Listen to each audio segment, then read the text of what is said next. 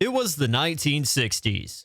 In the United States, a restaurant named McDonald's was gaining traction to become a fast food empire. During this decade of development, McDonald's franchisees were encouraged to come up with new and exciting menu items for their restaurants. These items, if proved successful, could be taken from the local to the national market. In 1962, the Filet-O-Fish was one of these new menu items, as well as the Big Mac that made its debut in 1967. Also, during the late 1960s, a McDonald's franchisee was working on a new item to release in his store. It would be a special minty green treat for St. Patrick's Day. This treat would eventually be known as the Shamrock Shake. The Shamrock Shake is a green minty flavored milkshake that McDonald's releases in celebration for the St. Patrick's Day holiday. Like the McRib, it's only available for a limited time. The Shamrock Shake is usually available from mid-February until St. Patrick's Day on March 17th. During this time, it's available in McDonald's locations in the United States, Canada, and Ireland. The shake has been around for over half a century now and has become a sure thing to always hit the menu every year during springtime. And after all of these years, there's quite a bit that this green shake has gone through. So let's start at the very beginning, even before McDonald's claimed the drink as their own. Now the name, the Shamrock Shake, can date back all the way to 1960. The evidence of this is from the Port Clinton, Ohio Daily News with a newspaper ad from June 16, 1960. A drive-in named Jim and Peggy's Carfeteria were advertising their new and delicious Shamrock milkshakes. As this was advertised in the middle of summer, this obviously had no ties to the St. Patrick's Day holiday.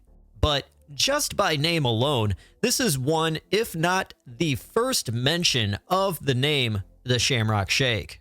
A few more years later, in March 15, 1963, in the Longview Daily News in Longview, Washington, there was an ad for a restaurant called Cap'n Oyobi's. The ad featured an offer for a free Irish green milkshake during the 15th, 16th, and 17th of March. This ad is the first evidence of a green-colored milkshake being served at a restaurant in honor of St. Patrick's Day.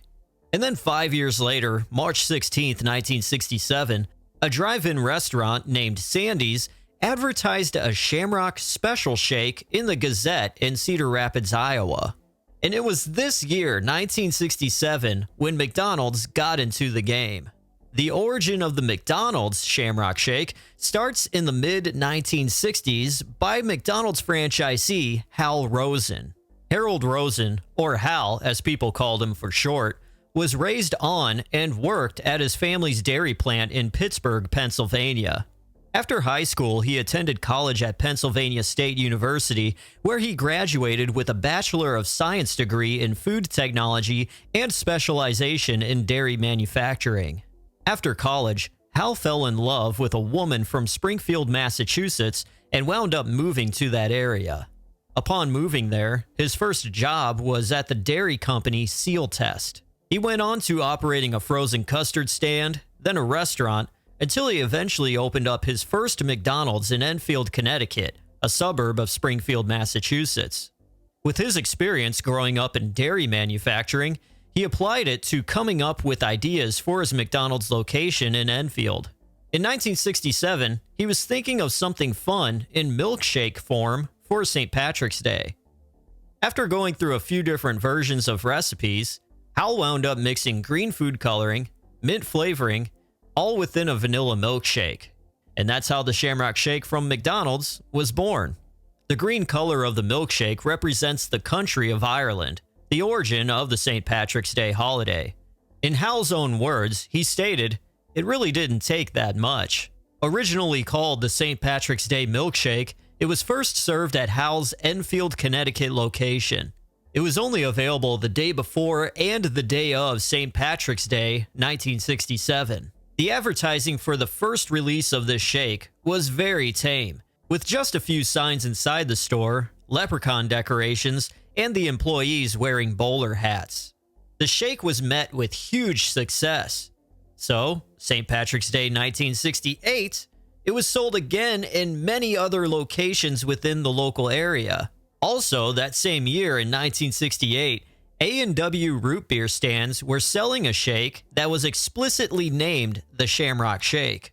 And a side note, A&W has had a minty green shake out since, but now it's under the name the Grasshopper Shake. By 1969, the St. Patrick's Day milkshake was being sold in select locations all across the United States.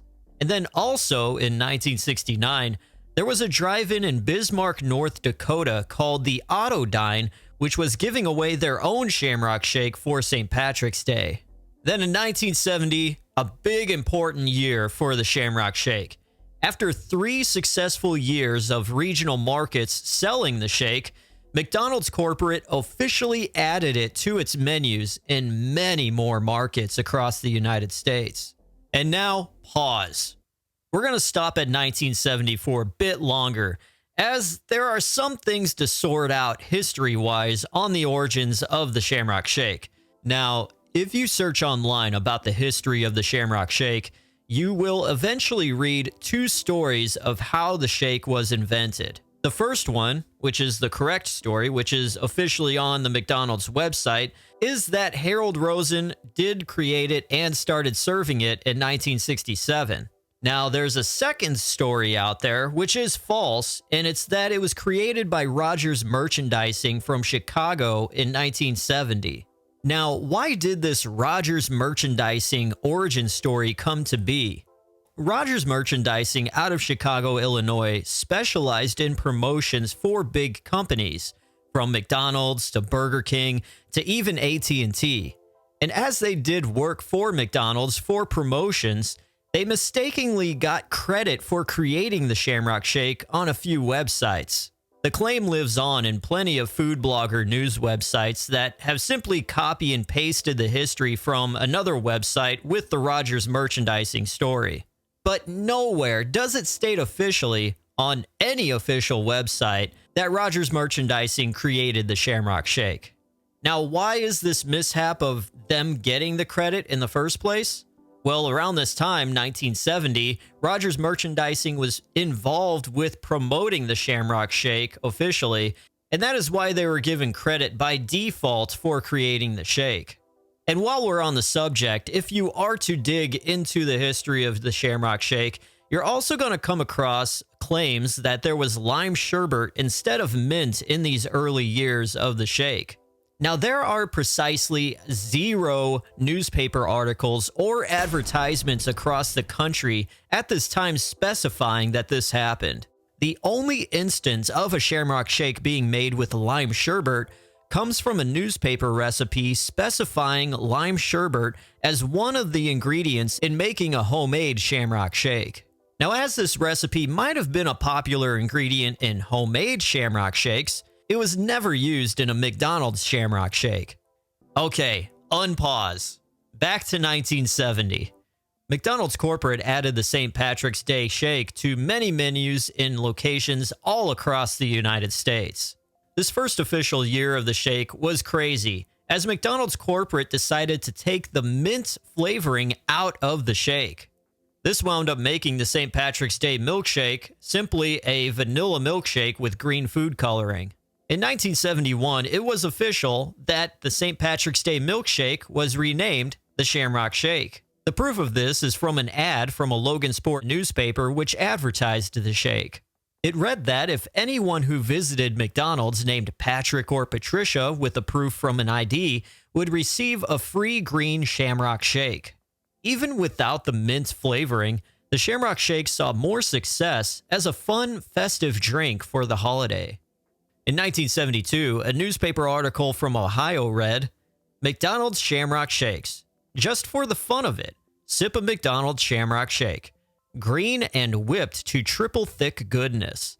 It's a delicious treat just in time for St. Patrick's Day. So come on, try it.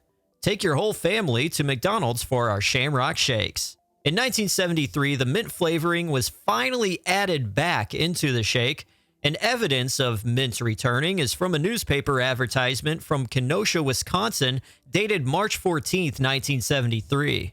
And by this point, Shamrock Shakes were being sold in participating McDonald's locations from coast to coast in the U.S.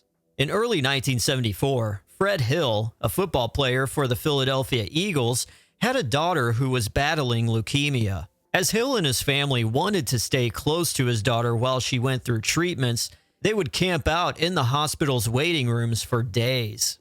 As Hill did this, he would look around the hospital and he noticed that many other families in the same situation were doing the same thing. Hill wanted to change this, so he and his teammates got together and the Eagles general manager, Jim Murray, got involved. Murray called a friend of his who was in advertising for McDonald's to help raise funds. What they were raising funds for was a building for families of children who were visiting hospitals for treatment to stay at to no cost to the families. This place would run completely on donations. The plan was to raise funds on McDonald's next big promotion, which happened to be the Shamrock Shake promotion in March.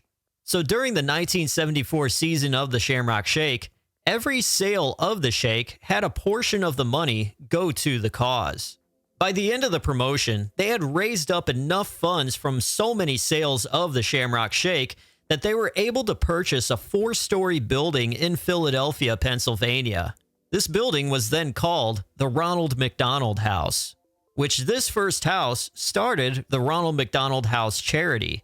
And every year since, a portion of sales from Shamrock Shakes have gone to this charity. By 1975, the Shamrock Shake had proven itself to have it introduced into television commercials.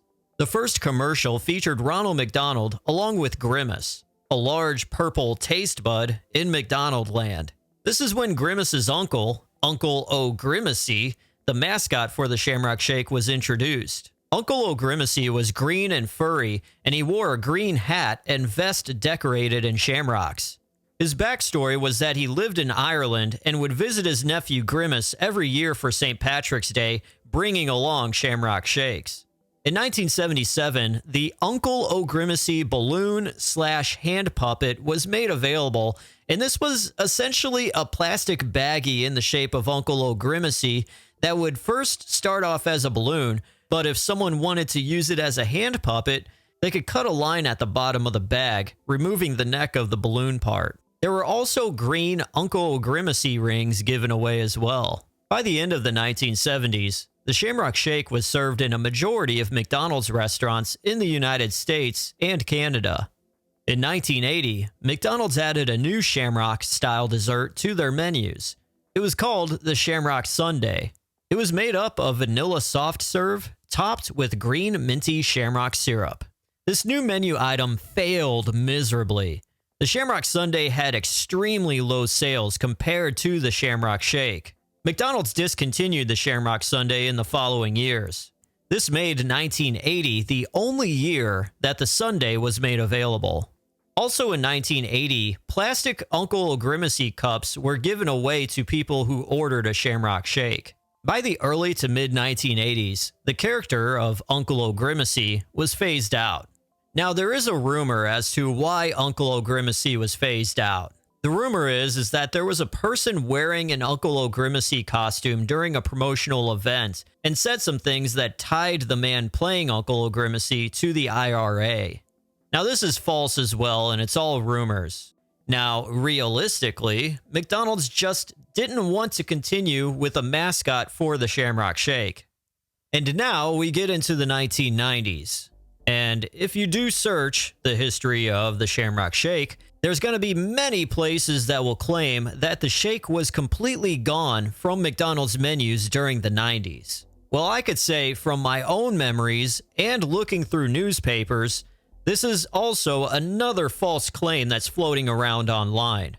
The Shamrock Shake was always available throughout the 1990s.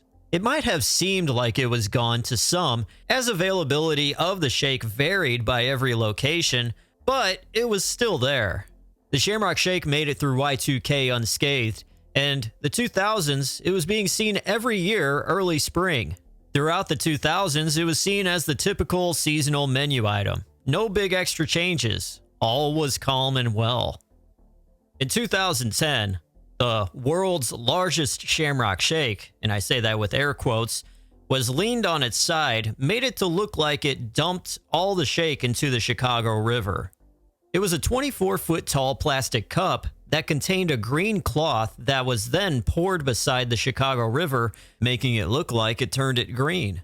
Realistically, in 1961, the river was first turned green from environmentally friendly dyes to check for leaky pipes. Everyone who saw this thought it looked cool, so the next year they did it again and continued the tradition with dyeing the river green in celebration for St. Patrick's Day. McDonald's felt that this was a great way to tie in the Shamrock Shake and honor a $10,000 donation to start development for a new Ronald McDonald House. In 2011, this Green River stunt happened again, with the Shamrock Shake now being toted on a boat and being poured into the river. By this point, the Shamrock Shakes were now served in a clear plastic cup instead of the wax paper cups. They were also revamped to have whipped cream with a cherry on top. In 2012, after it being in only participating locations, it was finally official that the Shamrock Shake was available nationwide in every single McDonald's restaurant in the United States. 2017 was a big year for the Shamrock Shake. It was the year for the Shamrock Shake to get a full lineup of Shamrock-themed drinks. McDonald's called the 2017 Shamrock Shake season Shamrock Chocolate Madness. This featured the original Shamrock Shake, along with 4 new chocolate Shamrock drinks: the Shamrock Chocolate Chip Frappe, the Chocolate Shamrock Shake, the Shamrock Hot Chocolate, and the Shamrock Mocha.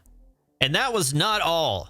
Also in 2017, McDonald's introduced a very limited edition straw customers could use to drink the new chocolate Shamrock Shake.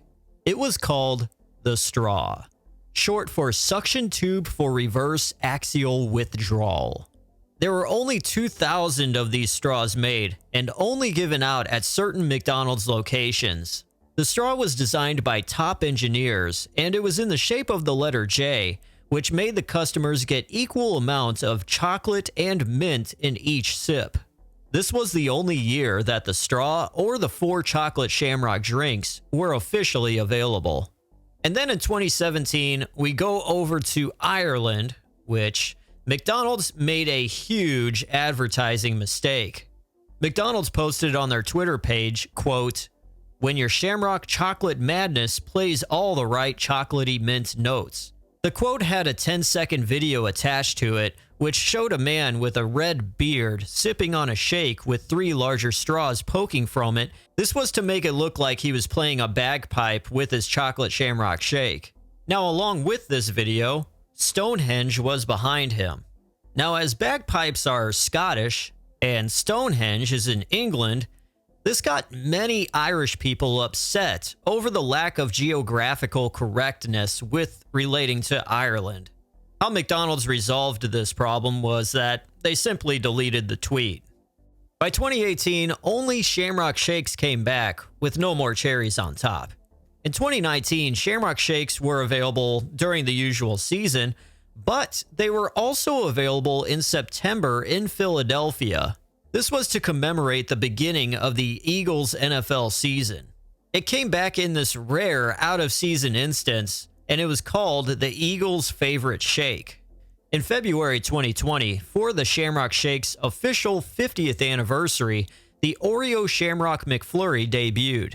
It's a mix of McDonald's vanilla ice cream, along with crumbled Oreo cookies and green mint Shamrock syrup. Also during 2020, McDonald's revealed the Golden Shamrock Shake.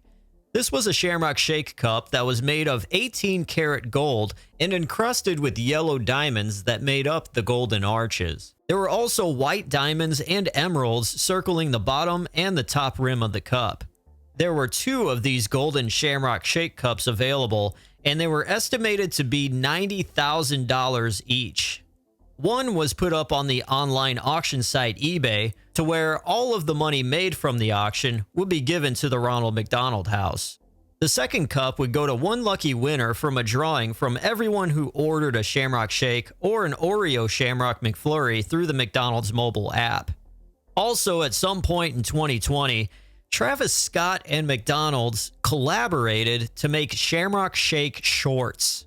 They were made available on the Cactus Jack website for $75, and they were totally not worth it. From 2021 to 2023, the Oreo Shamrock McFlurry returned once again next to the Shamrock Shake. And even though these past few years, nothing has been too crazy with the Shamrock Shake, it's definitely a welcome treat to see come back every year. From the middle of February through March, the Shamrock Shake has definitely become what McDonald's claims it is, the first green of spring.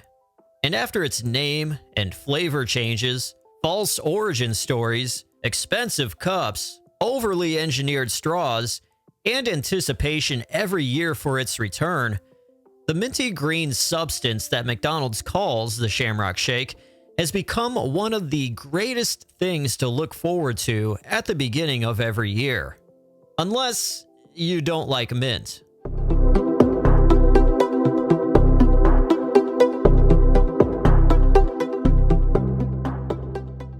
The McRib wouldn't exist if it wasn't for the Chicken McNuggets. And the Chicken McNuggets wouldn't exist if the idea hadn't been brought to the table at McDonald's by one man, Rene Arend. Arend was the first executive chef for McDonald's. He had been assigned to create new food items for the McDonald's menu.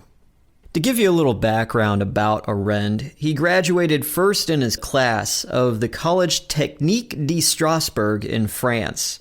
In the beginning of his career, he trained and he served as a chef's apprentice in his home country of Luxembourg. After his time in Luxembourg, Arend decided to travel to the United States. With his abilities as a chef, he wound up getting jobs in luxury hotels in Chicago. He spent 6 years as a chef in Chicago's Drake Hotel, and then later became the exclusive chef at the Whitehall Club, which is also in Chicago. As Arend was a chef for these luxury hotels, he wound up cooking meals for people like Cary Grant, Sophia Loren, the King of Belgium, and the Queen of England. As Arend was cooking in Chicago for these very high-status people, he was noticed by a Chicago native, a man by the name of Ray Kroc, the founder of McDonald's. Ray Kroc first took notice of Arend's abilities in 1968. It took 8 years of Ray Kroc convincing Arend to work for McDonald's. Arend's decision to make the jump from cooking at a hotel to McDonald's was that he'd be making food that would be enjoyed by millions of people instead of thousands in a dining hall. After 8 years, in 1976, Rene Arend joined McDonald's, becoming the fast food giant's first executive chef and corporate product development chef. As Arend first joined up, this was during the mid-70s. The American public's tastes were shifting. The American public was wanting healthier alternatives, such as chicken. Also, with other fast food burger joints like Wendy's and Burger King showing McDonald's some healthy competition, they asked Arend to come up with a few new menu items. In 1979, McDonald's chairman of the board, Fred Turner, assigned Arend to create a new menu item using chicken. Throughout the day, Arend started experimenting with the chicken he had in the refrigerator. And this is when he came up with the idea for the Chicken McNuggets. Arend took the Chicken McNuggets to Fred Turner, who loved them. Turner then gave the McNuggets the green light to get into development to be created on a larger scale. The development of creating mass amounts of Chicken McNuggets took 18 months. During these 18 months, Arend made hundreds of different dipping sauces for the McNuggets. Among the hundreds of dipping sauces he created, he narrowed them down to 3. The first sauce was a heavier barbecue sauce that was dippable. The other was a hot mustard dip. And the third was his most proudest, the sweet and sour sauce. 1981 came around and McDonald's ran into a problem. At the time, there wasn't enough chicken to supply every McDonald's location with McNuggets. This problem was fixed in 1983, but in 1981, as only select locations of McDonald's were going to get the Chicken McNuggets, The other McDonald's franchisees also wanted something new to add to their menu. As the chicken shortage was apparent, and Arend knew he needed to come up with a new food item, he started looking back on a trip he took to Charleston, South Carolina. When he was down there, he remembered enjoying the barbecue a lot. He started focusing on the pulled pork sandwiches he had eaten there. And he thought to himself, a sandwich like that being served at McDonald's could be a hit. As Arend started creating and designing the sandwich, people said, why don't you just make the pork patty circular? Arend simply replied back saying, I like the pork patty in the shape of a little rack of ribs. So now we come to the question of, how does this thing look like a little mini rack of ribs? Some people have said that it's all created from stuff picked up off the butcher's floor, just leftover trimmings and what have you. Now, I gotta say that is all false. It's not even a rumor, it's just completely false. The reason these rumors exist is from the process McDonald's uses to make these little racks of ribs in the shape that they are. The process of making meat into any shape you want started in the 1960s in the United States Army. This process is called restructured meat or fabricated meat, and it was used in an attempt to lower the Army's food bill. The process of restructured meat starts with all of the flesh being stripped from the bone, which is then tumbled with salt and a protein that works like a glue. After that, fat and sodium phosphate is added to it for richness and juiciness. Then the final step is shaping this meat in whatever shape you want it to be in. From nuggets in the shape of dinosaurs, to patties, to, yes, mini racks of ribs. The process of restructured meat uses meat from all different parts of the animal. Now, the difference is that McDonald's doesn't use every part. McDonald's uses pork shoulder meat to restructure the meat to shape it into little mini racks of ribs.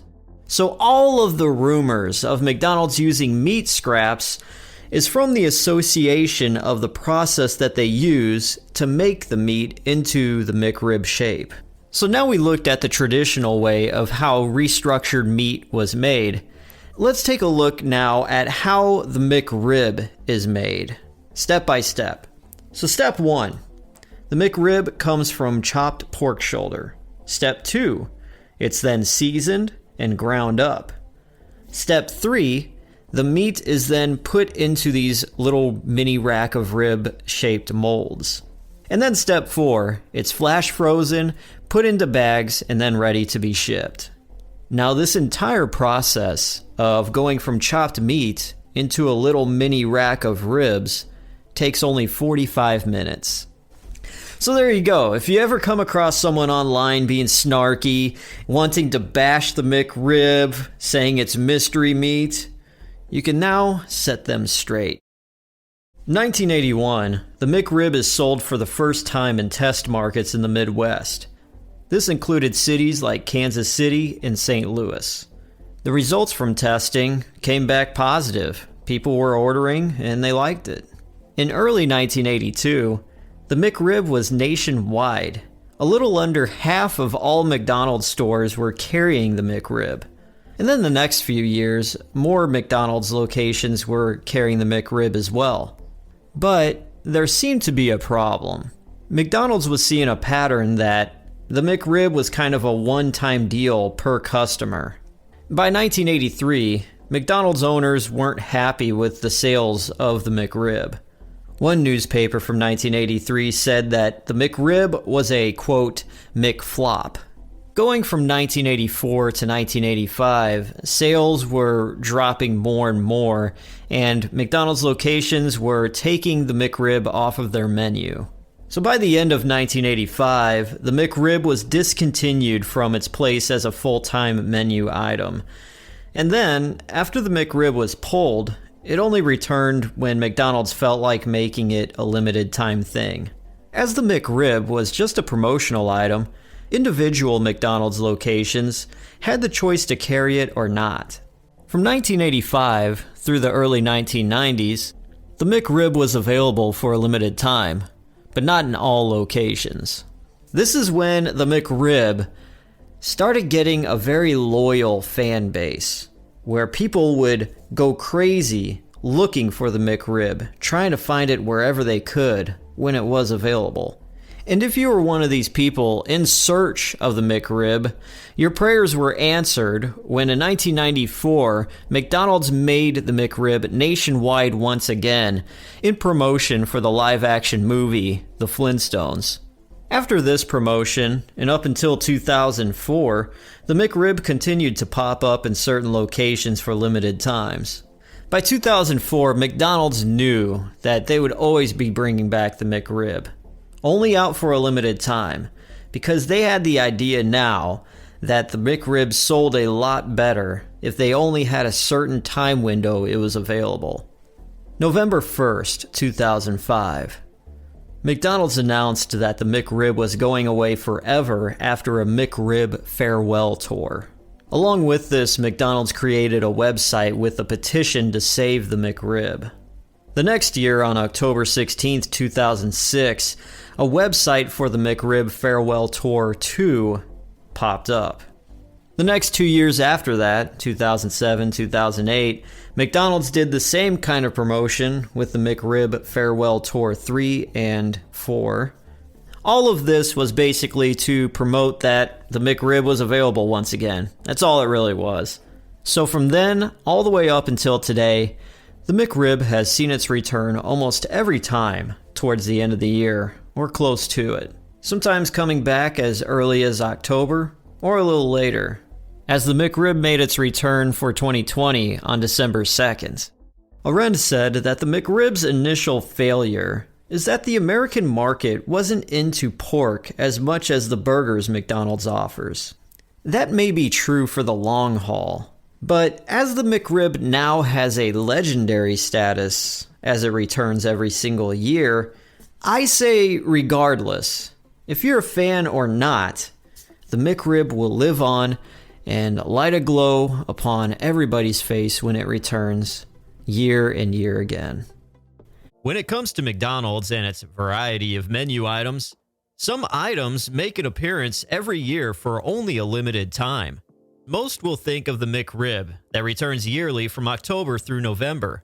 Others will think of the Shamrock Shake that appears in mid-February through St. Patrick's Day in the middle of March. As there are many other smaller menu items that come and go occasionally, there has been one item that appears during the holidays that has become a favorite. It's an item that average McDonald's customers might have never heard of. A festive dessert in the form of a McDonald's turnover pie. It's called the holiday pie. So, first things first. Let's answer the question as to what is a McDonald's holiday pie. The official McDonald's website describes it as creamy smooth vanilla custard nestled in a flaky, buttery crust glazed with sugar and topped with rainbow sprinkles. It's essentially a sugar cookie version of a McDonald's pie. It's coated with sugar, has rainbow sprinkles baked within the crust, along with a sweet vanilla custard filling. Now, diving into the history of the holiday pie, we go all the way back to the mid-90s. In 1996, McDonald's signed a 10-year promotional deal with Disney. This deal meant that Disney films and its characters would be featured as Happy Meal toys, they'd be in McDonald's commercials, and at times have a specific menu item made for the film during the time of the film's theatrical release. So for the first year of this promotional deal in 1996, there were the 101 Dalmatians Happy Meal toys. In 1997, with the movie Hercules, among the Happy Meal toys and a lot of other things, there was a menu item tied with the film, which was a triple cheeseburger for a low price of 99 cents. In 1998, for the movie Mulan, McDonald's featured an Asian-style Szechuan dipping sauce for their McNuggets. And then on November 18, 1999, a press release from McDonald's announced the game plan on the promotion for the new Disney movie, Toy Story 2. This ranged from Happy Meal toys to candy dispensers, to also a brand new menu item called the Holiday Custard Style Pie. November 26, 1999, The Happy Meal toys were now available, as well as the holiday pie. During this time, they were calling it the holiday custard style pie. The other promotional items besides the pie was the eggnog shake and the chocolate mint McFlurry. The debut of the holiday pie was nationwide in the United States, only for a limited time. As customers bought the holiday pie, they realized how unique and different it was than other pies, as well as its taste. Then once the holidays were over with, so was the holiday custard style pie, and people were wanting it back. As the holiday pie did come back the next year during the holiday season, the next decade saw very spotty releases of it. It could be seen on the menus at one McDonald's location, but not the other. It all depended on the location owner if they wanted to buy holiday pies to serve to their customers. This is what basically happened from 2000 all the way up to 2012. The holiday pie was reclusive, and it was considered one of the most, if not the rarest item to find on the McDonald's menu. By 2010, this pie was being called simply the holiday pie. Then came the holiday season of 2012. McDonald's finally made the holiday pie an official seasonal item. Even so, this didn't mean that every McDonald's location had them. And just like before, the availability of holiday pies were varied by location. Throughout the 2010s, with the rise of the internet and social media, people became more aware of the holiday pie. They were curious, and they started demanding it to be available in their areas, which is basically where we are today. The holiday pie has been around before smartphones, YouTube, and some adults, but many still have no idea that this amazing pie exists. Now, thanks to the internet, people see the holiday pie, covered in rainbow sprinkles, and seeing its creamy custard filling, they get curious, and they start asking, what is the McDonald's holiday pie? And I will always say that the holiday pie from McDonald's is the taste of pure, sweet, and smooth greatness. The holiday pie hits McDonald's menus near the end of November, and then it's gone by December 31st. Regardless of what I have to say, the holiday pie, starting as a promotional item, then being a rare find for almost 2 decades, to now becoming a social phenomenon, it's safe to say that the holiday pie deserves its well-earned spot on the McDonald's menu for every holiday season forever.